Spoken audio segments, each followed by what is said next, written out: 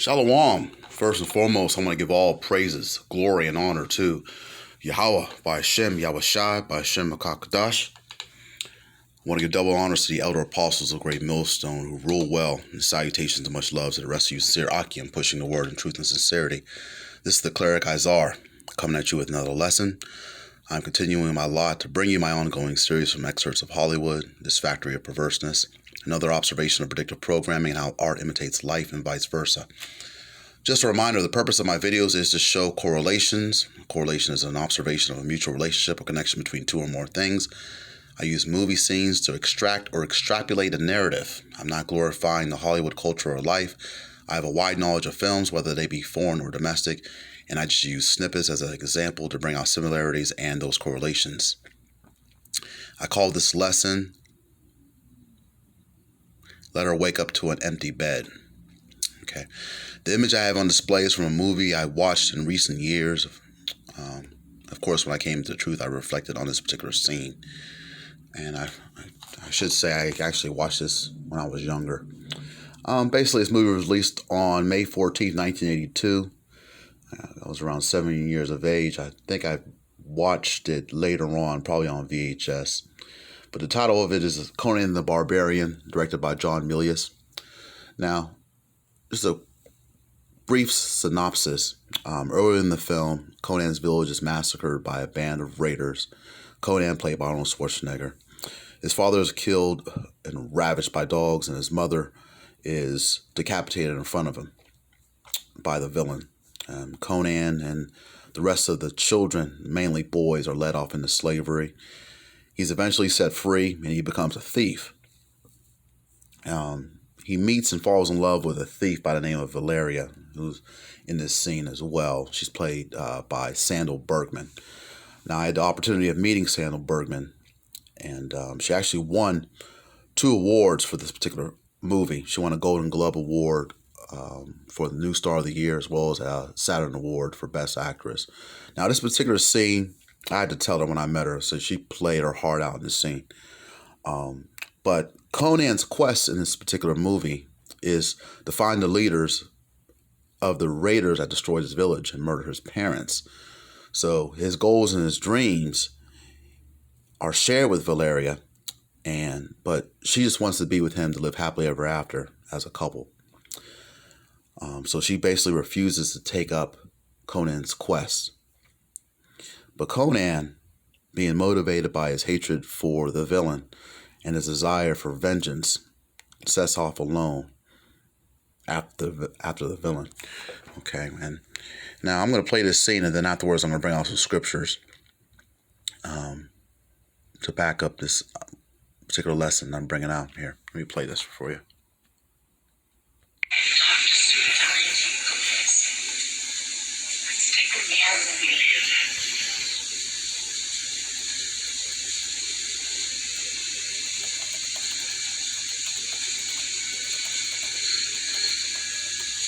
Never had so much as now. All my life I've been alone. Many times I faced my death with no one to know. I would look into the huts and the tents of others in the coldest dark, and I would see figures holding each other in the night. But I always passed by.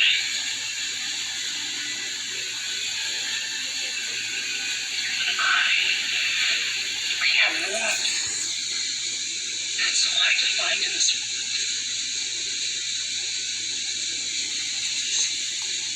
Let someone else pass by in the night. Let us take the world by the throat and make it give us what we desire.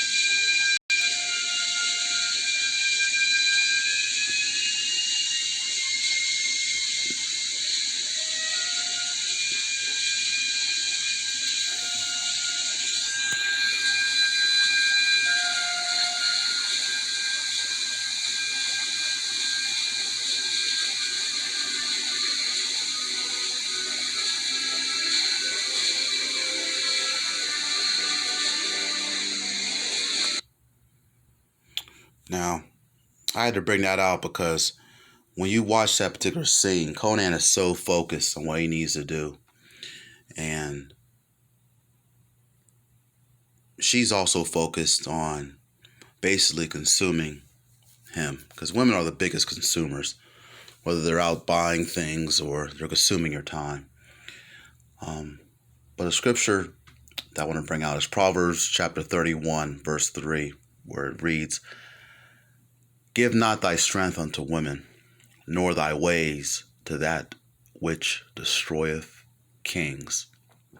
And now, just by reading that, the proposed plan for this Conan series was for Conan to become a king. Now, in both of the films, they only made 2 films of Arnold Schwarzenegger playing Conan the character. But the third one was supposed to be titled Conan the King. And in both end sequences of the film, it always ends with him being on that throne. Okay, but even when I was younger, I wanted to know the truth. And I always felt I had a full plate of things to do, even when I was so young and I wasn't even in the truth. I was raised in a 2-parent household and felt as though that was right to only have one female. So I mentally trained myself from a young age to be content with only one woman. But I always noticed that if I were to break up with a female, I always found it to be relieving because it gave me opportunities to do the things I wanted to do instead of paying so much attention to her. Because, like I said, these women basically consume our time and they're just a big distraction. And if I were to date a female, my intentions were to see if she was of marriage material and a good mother. If not, I kept it moving. But to have multiple wives is a big distraction in itself. Just have a lot of women, even in this world. And of course, in the kingdom, we are going to have multiple wives and concubines. But currently in this world that we live in, it's very hard to accomplish. But the scriptures do speak of that. Let's go to Deuteronomy chapter 17, verse 17. Deuteronomy chapter 17, verse 17 in the Old Testament, it reads, "Neither shall he multiply wives to himself, that his heart turn not away, neither shall he greatly multiply to himself silver and gold." Okay. And basically what it's saying is what it says, that his heart turn not away, because like I was saying earlier about these women being consumers and them consuming your time, they're also going to assume the way you think.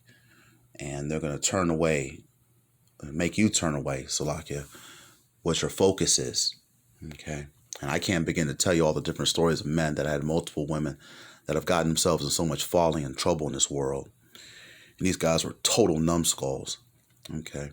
But as wise as King Solomon was, he had many different women of the heathen that were of different nationalities. How do we know that? Well, when you read 1 Kings chapter 11, verse 1, it reads, "But King Solomon loved many strange women, together with the daughter of Pharaoh, women of the Moabites, Ammonites, Edomites, Sidonians, and Hittites." But you need to know that these women are constantly plotting, just like cunning hunters. All right. And their thoughts aren't the same as you wise Jake out there. Now, we've heard constant stories of men that have fallen out of the truth over the women. And I had a woman myself who constantly would bicker me with spending time with her regardless of what dreams, passions, or hobbies that I had to attend to. And I've also watched women consume a man when he's trying to do certain things, whether it be certain dreams, hobbies, and aspirations. They just love to consume that time. But a woman wants to occupy your time. But we're supposed to be pleasing the Most High. And these simps out here will put the woman first over the Most High. All right, we're supposed to be seeking the kingdom first and setting that as our priority. Okay, when you read Ecclesiastes chapter 7, starting at the 26th verse, it reads, "And I find more bitter than death the woman, whose heart is snares and nets, and her hands as bands. Whoso pleaseth the Most High shall escape from her, but the sinner shall be taken by her." So just like in this scene where Conan leaves the woman behind and leaves that bed empty, we got to pursue the goal and accomplish the mission that has been set out for us to do. We got to be in that same spirit. We're just going to be in this truth no matter how hard and challenging it is. Now, not to take vengeance like Conan is attempting, because we know vengeance is of the Lord, as we're taking to Deuteronomy chapter 32, verse 35, where it reads, "To me belongeth vengeance and recompense. Their foot shall slide in due time, for the day of their calamity is at hand, and the things shall come upon them, make haste." But these women have been the cause or the beginning of sin, and through her we all die. When you go into the Apocrypha and you go to Sirach or Ecclesiasticus chapter 25, verse 24, it reads, "Of the woman came the beginning of sin, and through her we all die." Okay.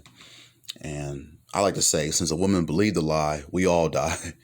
But by listening to that serpent in the Garden of Eden, things were turned topsy-turvy. And the ultimate plan of the Most High was the plan of the Most High for it to happen that way. But we're supposed to be clinging on to this truth instead of the woman, because the truth really is knowledge and wisdom, and it's actually described as a woman. Okay, when you read Proverbs chapter 1, the 20th verse, it reads, "Wisdom crieth without. She," see that? It's feminine. Wisdom is a she. "She uttereth her voice in the streets. She crieth in the chief place of concourse, in the openings of the gates. In the city she uttereth her words, saying, How long, ye simple ones, will ye love simplicity? And the scorners delight in their scorning, and fools hate knowledge." Now, when I was younger, my father used to call simps simpletons. And I need to bring that back in my vocabulary, because simping is at an all-time high in this world. So the prophets have come out, starting with our elder apostles on down. But it's mainly the elect that's going to hear the voice and hearken unto it. All right. Skipping forward to Proverbs chapter 8, it reads about the excellence of wisdom. We'll start at the first verse. Proverbs 8, verse 1. "Doth not wisdom cry, and understanding put forth her voice? She standeth in the top of high places, by the way in the places of the pass. She crieth at the gates, at the entry of the city, at the coming in at the doors. Unto you, O men, I call, and my voice is to the sons of man." Okay, so we got to understand that this knowledge and truth will be the stability of our times, as described in Isaiah verse 6. And that's going to be our foundation. Not leaning on to these women, because they're going to get real emotional when all hell breaks loose during Jacob's trouble. So all this romantic, poetic traps that she's setting, just like in this scene where she's talking to Conan and she's telling her, it's a good scene. Don't get me wrong. It's a good how she's describing her life and what she's been through, and how she doesn't want to be alone, and him pursuing his particular quest and getting his focus together. She's trying to steer him away from that. But being good reasoner or good decision makers is not a woman's forte. Okay. We're going to have good reasoning and good decision making because of these scriptures and this truth that's been laid out in front of us. All right. When you read Proverbs chapter 9, this is the way of wisdom, starting at the first verse, Proverbs 9, verse 1. "Wisdom hath builded her house. She hath hewn out her 7 pillars. She hath killed her beasts. She hath mingled her wine. She hath also furnished her table. She hath sent forth her maidens. She crieth upon the highest places of the city. Whoso is simple, let him turn in hither.